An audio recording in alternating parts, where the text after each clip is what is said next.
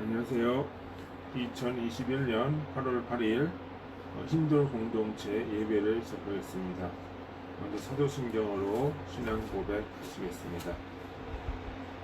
전능하사 천지를 만드신 하나님 아버지를 내가 믿사오며 그의 외아들 우리 구주 예수 그리스도를 믿사오니 이는 성령으로 잉태하사 동정녀와 마리아를 낳으시고 본디오 빌라도에게 고난을 받으사 십자가에 못 박혀 죽으시고 장사한 지 사흘 만에 죽은 자 가운데서 다시 살아나시며 하늘에 오르사 전능하신 하나님 편에 앉아 계시다가 저리로서 산 자와 죽은 자를 심판하러 오시니라. 성령을 믿사오며 거룩한 공예와 성도가 서로 교통하는 것과 죄를 사하여 주시는 것과 몸이 다시 사는 것과 영원히 사는 것을 믿사옵나이다. 아멘. 오늘 찬송가 144장 찬송가 144장입니다.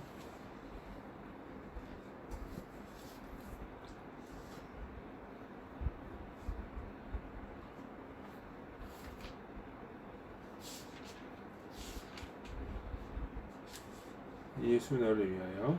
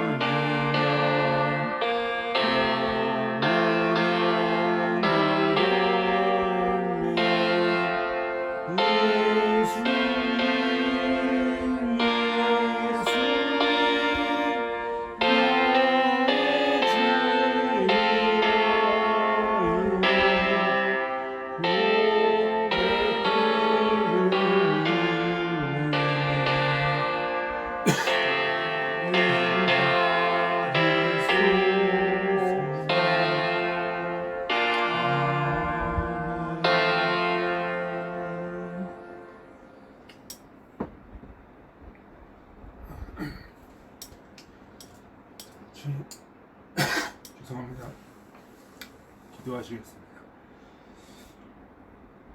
아버지 하나님 정말 감사드립니다. 오늘 우리가 이렇게 또 주일날 예배를 맞이했습니다. 오늘 본 말씀을 통해서 은혜를 깨닫게 하시고 주의 진리와 능력이 우리에게 임하게 하여 주옵소서. 예수님의 이름으로 기도드리나이다. 아멘.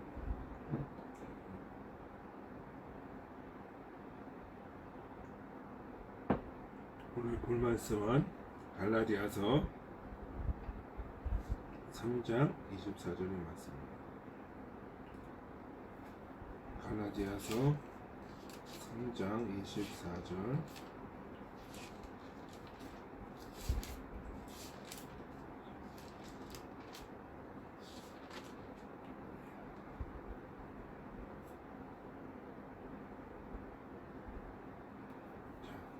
제가 공독해 올리겠습니다. 이같이 율법이 우리를 그리스도께로 인도하는 초등교사가 되어 우리로 하여금 믿음으로 말미암아 이룩담을 얻게 하려 함이라 라고 기록하고 있습니다.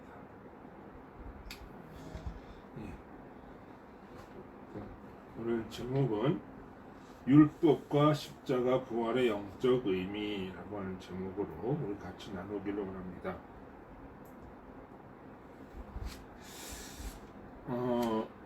2000년 전에 그 예수라는 한 인간이 살았다는 것을 우리는 알고 있어요.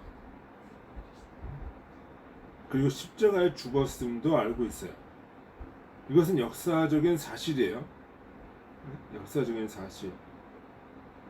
이거는 누구나 교회를 다니건 안 다니건 깨달은 사람이건 아니건 간에 알고 있는 역사적인 사실, 팩트예요.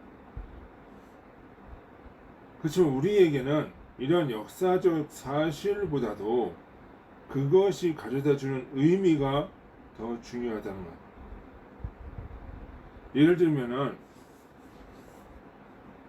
모든 어떤 사건에게는 의미가 있는데 그 사건의 어떤 그 외형적인 모습보다는 그 의미가 더 우리 교훈이 줄 때가 있는 거죠. 예를 들면은 1910년도에 무슨 일이 있었어요? 조선이라는 나라가 망하게 돼요. 다음 주가 이제 광복절이 되는 날, 광복절인데 우리 한번 생각을 해보았으면 좋겠어요. 이 조선이라는 나라가 멸망하고 우리가 해방이라고 하는 이 공간을 맞이할 때 그것이 어떤 의미를 가져다 주는지 생각을 해보자는 거죠. 자, 조선이라는 나라의 특색이 있어요. 그것은 무엇이냐면 조선은 성리학의 나라예요. 태조 이성계가 정도전을 데리고 개국할 때부터 성리학을 표방을 했고 그 성리학 유교적 질서에 따라서 신분 질서를 가지고 19세기 말 20세기 초까지 그것을 지도 이념을 해서 버텼던 나라에 이끌어 왔던 나라죠. 근데 이것이 1910년도에 이 성리학적인 나라가 성리학적 유교 질서를 갖춘 나라가 일제 식민지로 전락을 해버려요. 그것은 조선이 망한 것이기도 하지만 동시에 성리학의 죽음이기도 한 거예요. 이제 성리학의 시대가 가고 새로운 시대를 열게 하는 그 과정 속에서 일제강점기라고 하는 그 형태가 존재를 했던 거예요.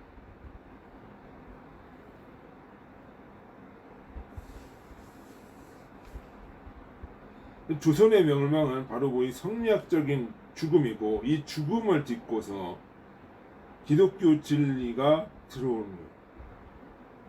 그 선교사들이 들어오면서 이 유교적인 가치관을 대체할 새로운 기독교 정신, 근대 정신을 주었단 말이죠. 그러면서 이 근대 이 조선의 멸망이기도 했지만 성리학의 죽음이었다는 거죠. 기존의 중화주의적 질서를 가지고 움직였던 조선의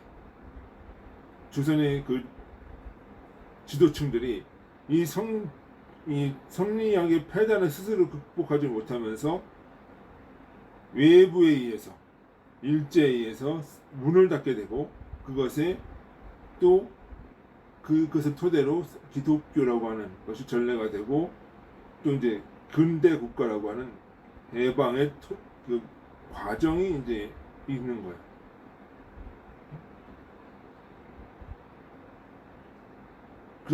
그러면서 그러니까 그런 의미에서 이 조선의 멸망이라고 하는 것은 성리학에서 근대 국가로 가는 이런 인식의 전환이라고도 할 수가 있는 거죠. 그러니까 단순히 일본 놈 나쁜 놈이라고 하는 것이 아니라 그런 시대의 어떤 흐름 속에서 적응하지 못했을 때는 그런 어떤 그 외부에 의해서 강제로 지금 멸망당하는 경우가 있다는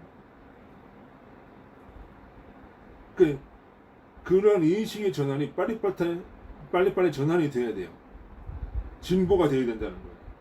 그러니까 성리학이라는 그 테두리에만 갇혀져 있지 말고 새로운 사상, 새로운 진보를 이루어야 되는데 그 진보를 이루지 못하고 성리학적 테두리에만 갇혀져 있을 때 그것이 하나의 그 중화주의라고 하는 그 중국이 세계의 중심이라고 하는 선민의식과 같은 그런 틀에만 갇혀져 있으면 그것은 항상 그 썩기에 마련이고 결국은 멸망에 가게 된다는 거죠. 그것이 멸망해야 뭐예요? 새로운 가치가 들어올 수 있는 거예요. 그런 면에서 인간의 그 의식은 어느 한 가지 사상에만 고착되면 안 돼요. 거기에만 머물러서는 안 된다는 거예요. 끊임없이 개혁, 변화하고 발전되어 준다는 거예요. 그래서 인간은 생물인 거예요. 인간의 사상은 생물이에요, 생물. 변화하고 진보하고 발전해 나가는 거. 그래서 기독교 사상은 생물이라는 거예요. 어느 하나의 틀에만 어떤 교리나 이런 것들에 맞춰주지 않아. 항상 발전하고 진보하고 그것에 어떤 그 더 큰 어떤 깨달음을 갖고 온다는 거예요. 그것이 바로 뭐예요? 십자가 죽음이라는 거예요. 2000년 전에 예수님이 십자가를 지고 돌아가신 그 사건은 바로 그러한 죽음의 사건이란 말이에요. 죽음과 부활의 사건. 자, 2000년 전으로 한번 가봅시다. 2000년 전에 유대 땅은 한마디로 뭐예요? 유대교회였어요. 유대교회. 그 중에 핵심이 뭐예요? 율법. 율법을 지키느냐 안 지키느냐. 이것에 따라서 하나님의 선민이 되느냐 아니냐. 이것이 걸려졌단 말이에요.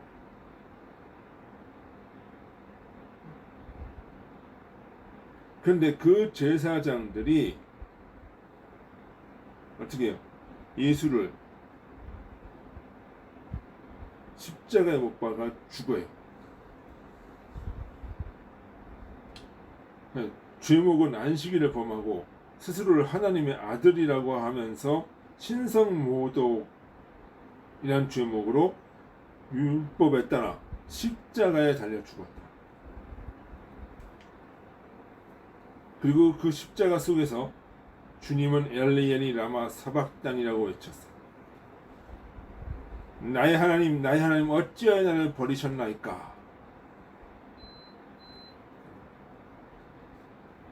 이거는요, 어찌하여 나를 버리셨나이까. 이건 단순히 인간적인 좌절을 표현한 것이 아니라 이제 유대교의 하나님과 예수님 자신은 이제 끝이 났다는 거예요. 유대교의 하나님으로부터 버림받고 뭐예요? 새로운 진리가 탄생한다.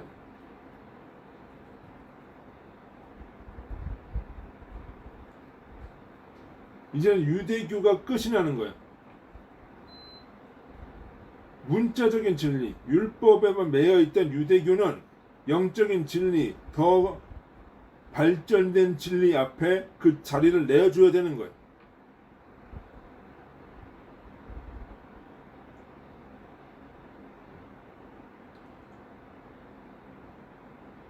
그러면서 이제는 율법으로부터 버림받았고 이제는 유대교는 끝나고 새로운 기독교라고 하는 가치체계, 진리가 들어왔다. 이것을 표현한 거예요. 그 죽음 뒤에 무엇이 있어요? 부활이 있어요. 부활. 유대교라고 하는 그 가치체계가 깨진 후에야 영적인 진리인 기독교 진리가 들어올 수 있었단 말이죠. 이러한 역사적 사실은 우리에게 큰 의미를 보여줍니다.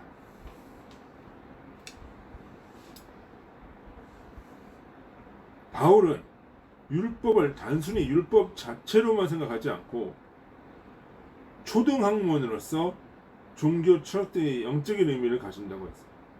바울이 율법을 가지고 이것은 필요 없다라고 얘기를 한 것이 아니라 그것을 초등학문, 농학 선생으로 이야기를 하면서 복음 진리를, 더 큰 진리를 가져다주는 사다리 역할을 한 초등학문이다. 이렇게 얘기를 했단 말이에요. 그럼 바울이 왜 이런 얘기를 했을까요? 그 자신도, 바울도 뭐야? 유대교였잖아요. 사울이라는 이름으로. 그 유대교의 지식들, 율법들을 밑으로 깔고 있으면서 어떻게 그것을 다시 재해석하는 과정에서 복음 진리를, 그 기독교의 진수를 깨달았다는 거예요. 그러니까 초등학문이지만 비록 그것이 중요한 의미를 가지지만 거기에서 머물러서 가시 아니라 그걸 딛고 새로운 영적인 의미로 가야 된다. 이걸 얘기합니다. 그리고 바울 자신이 뭐였어요?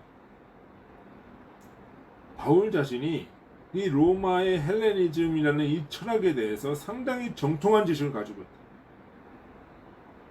그래서 어떻게 해요? 그리스 지역을 다니면서, 로마 지역을 다니면서 토론도 하고 이야기도 하고 그러면서 복음을 더 깊이 깨닫게 되는 그런 것이 있었단 말이죠. 그러니까 우리가 세상 학문, 그 일반 학문을 세상적이다, 세상에 악한 것으로만 매도를 해가지고 그것을 멸시하면 안 돼요. 그걸 딛고서 어떻게 돼요? 더 큰 진리로 가야 되는 거예요. 그러니까 십자가 부활의 원리는 이 성경 해석하는 데만 있는 게 아니에요. 성경은 그 원리고 세상에 살아가는 동안에는 이 원리가 세상의 이치들을 항상 개혁시키고 발전시켜 왔단 말이에요.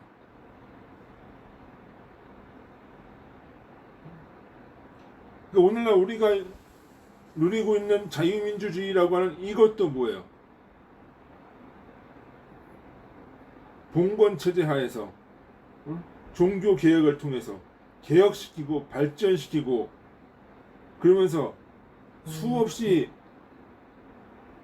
많은 난관들이 일어나면서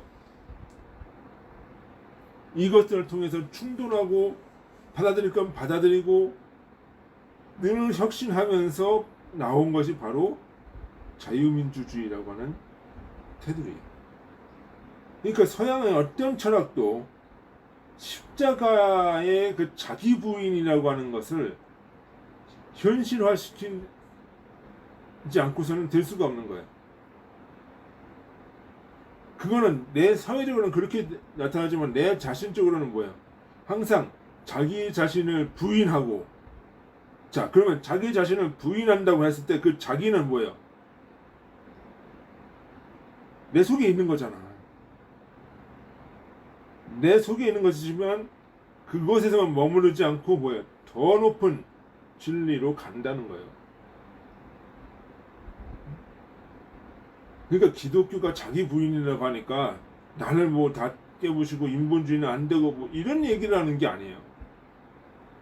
그거를 두고 거기에만 머무르지 말고 더 큰 진리로 나아가는 거지.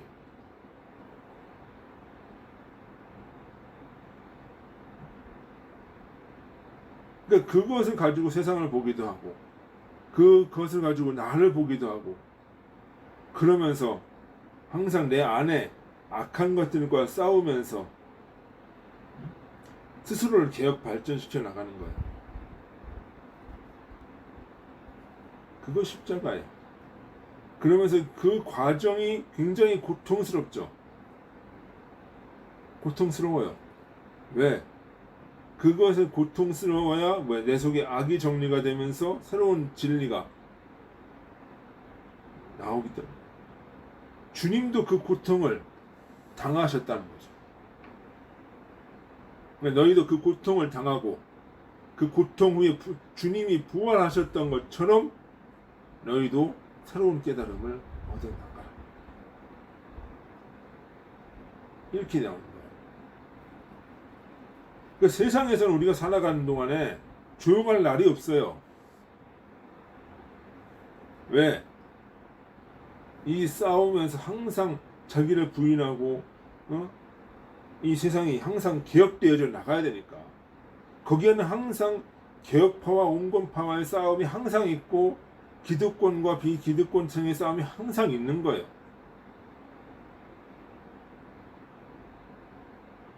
그거는 뭐야? 나 자신에게도 그렇다는 얘기예요. 나 자신도 항상 싸워요. 오늘은 이렇게 싸우고 내일은 저렇게 싸우고 그런 거예요. 그러면서 그 고통 가운데서 자기가 부인되고 더 깊은 진리를 깨닫게 되었을 때 그것이 바로 무엇이다? 생명을 쓰는 거죠. 근데 그 생명으로서 그 당시에 왔어도 뭐예요? 거기에 머무르지 않고 또 이것을 또 발전시켜 나가는 거예요. 발전시켜 나가는 거예요.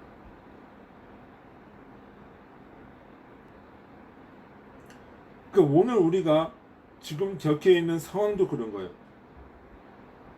우리 교회들이 가지고 있었던 교회들 역할을 했어요. 분명히 구한말 시대에 성리학을 무너뜨리면서 이 새로운 진리를 가져다 주었고 그러면서 상당히 발전해 나갔어요. 교회들이.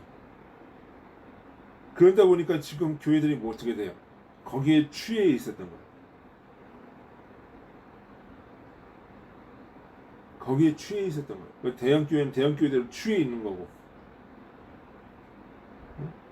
어떤 그 목사님들은 목사님대로 자기 나름의 신학에 취해 있는 거고 교리에 취해 있는 거고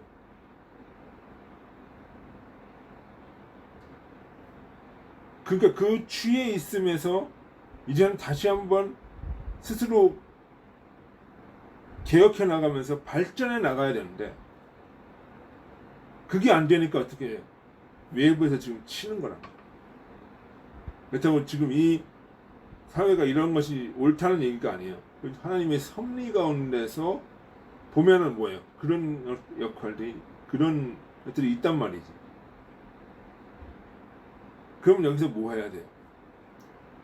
정부 보고 욕할 것만 있죠. 물론 잘못하고 있는 것도 있죠. 그런 것만 아니라 스스로도 우리가 무엇이 잘못됐고 이래서는 앞으로는 어떻게 해야 되겠구나 스스로 반성하는 것도 동시에 병행해 나가야 된다는 거예요. 그게 개혁이 되어야 된다는 얘기예요. 지금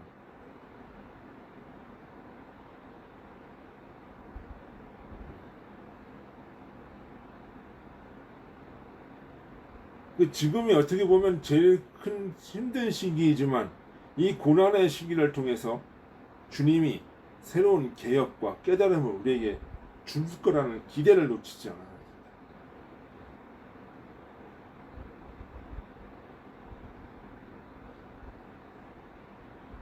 그러니까 지금의 생각은 뭐예요? 우리 항상 변화하고 발전해야 된다. 이 지금의 나의 생각에 머물지 말고 지금의 교리체계, 이 율법과 같은 것에 머물지 말고 주님이 율법을 깨고 이것을 발전시키면서 새로운 진리를 만든 것처럼 그 주님의 영이 주님의 마음이 우리 속에 있다면 지금의 교리, 지금의 교회의 어떤 문제 이거를 가지고 옳다라고만 하지 말고 이제는 이것을 깨부수고 더 큰 것으로 바뀌어져 나가야 될 때가 있다. 때가 지금이다. 주님이 그런 섭리를 보이시는 거다.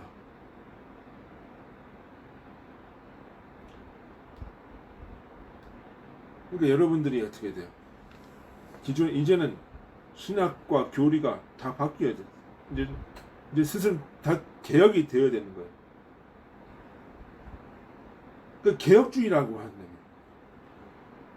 장로가 뭐예요? 칼빈이 개혁 정신을 붙잡은 거 아니에요? 그러면 그 정신이 지금도 있으면 지금도 이것을 개혁을 해 나가야죠. 왜 과거에 칼빈이즘만 붙잡고 왜 웨슬레만 붙잡고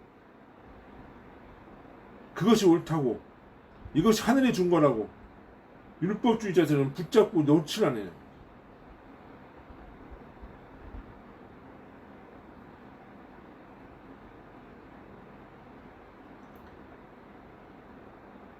세상이 변하고 사상이 변하고 발전하는 것처럼 기독교도 이제는 생각과 사상과 틀이 바뀌어야 돼요.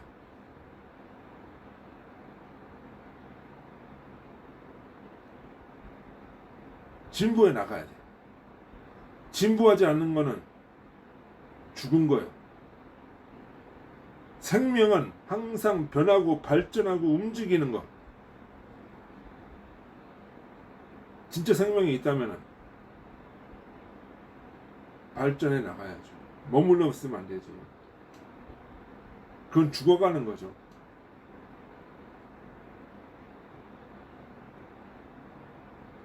한국 교회는 그러한 개혁의 때를 지금 맞이하고 있다. 저는 그렇게 생각을 합니다. 나 자신도 그렇게 생각을 해야 되고, 나 자신의 문제도, 여러분들 자신도 뭐예요? 스스로 개혁을 해라. 스스로. 교회가 여러분들을 개혁해 줄 수 있는 거 아니에요. 여러분 자신에 있는 양심의 소리에 귀를 기울이고 스스로 개혁하고 발전시켜 나갈 수 있는, 여러분들이 지금까지 발전해 왔다면 거기에만 머물러지 말고, 머무르면 그것이 율법이고 썩음이 부패가 되니까 이걸 더 뛰어넘으면 항상 새로운 걸로 발전시켜 나가는 거예요. 그러기 위해서는 땀을 흘리고 고생을 하고 해야 돼. 목사님들도 뭐 항상 과거에 했던 것만 붙잡고 있지 마세요. 항상 공부하고 항상 깨어 있어야 되고 항상 개혁을 시켜 나가야 돼.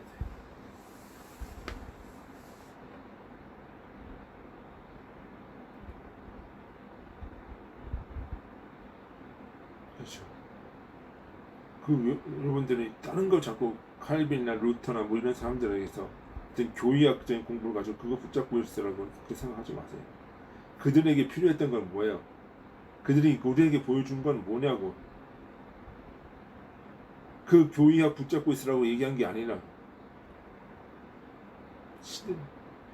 항상 개혁하고 타락한 부분을 스스로 고쳐나갈 수 있는 그 마음, 그들이 가졌던 마음을 받아야지.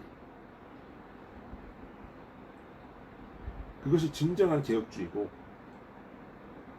진정한 칼빈주의고 루터주의고 종교개혁의 정신 아니겠습니까?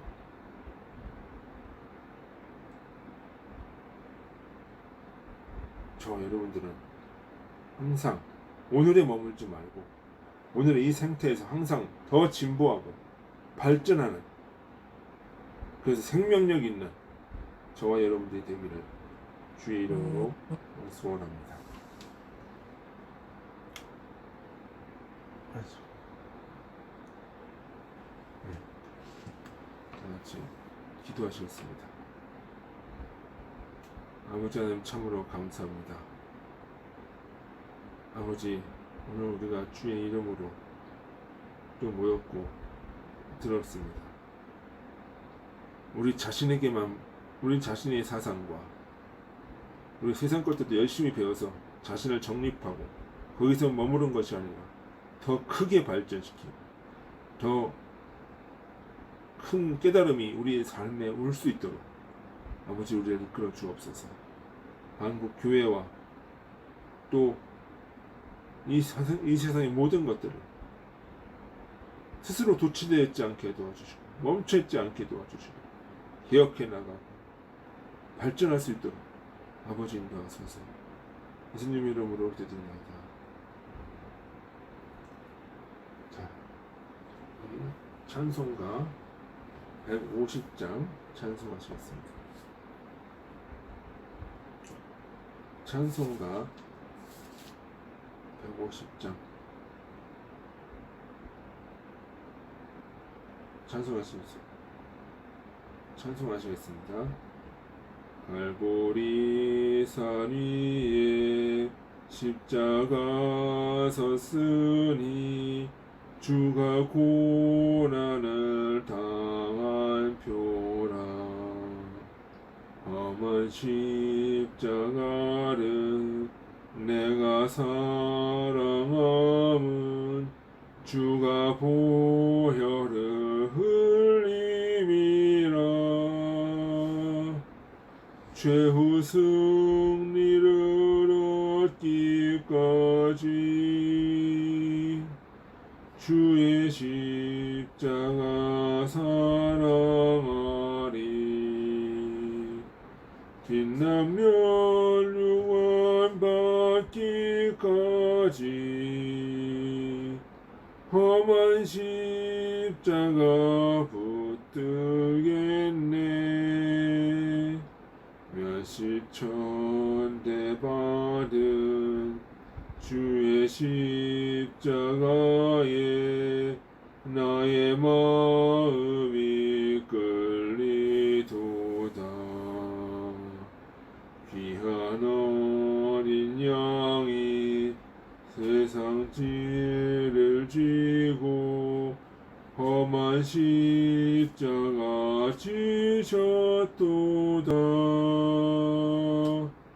최후 승리를 얻기까지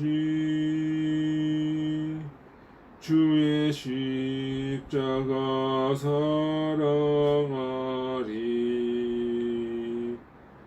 빛나면 유언 받기까지 험한 십자가 붙들겠네.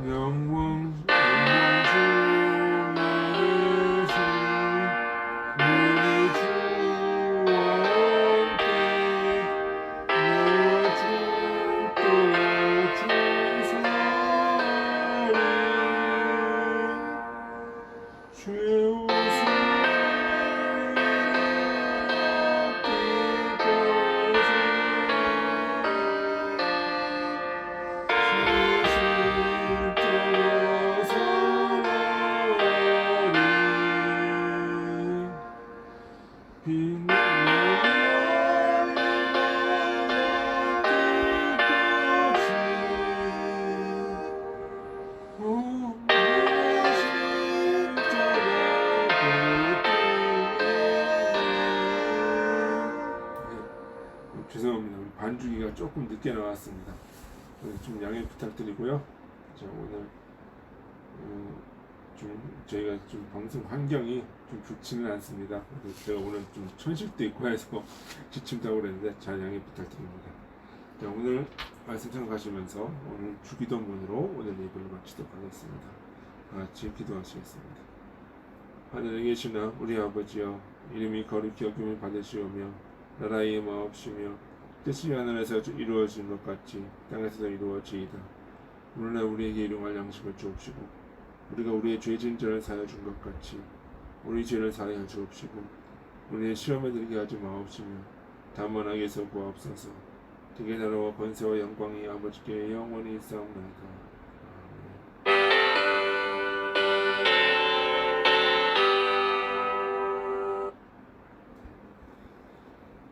수고하셨습니다. 오늘 예배를 마치도록 하겠습니다. 안녕히 계십시오.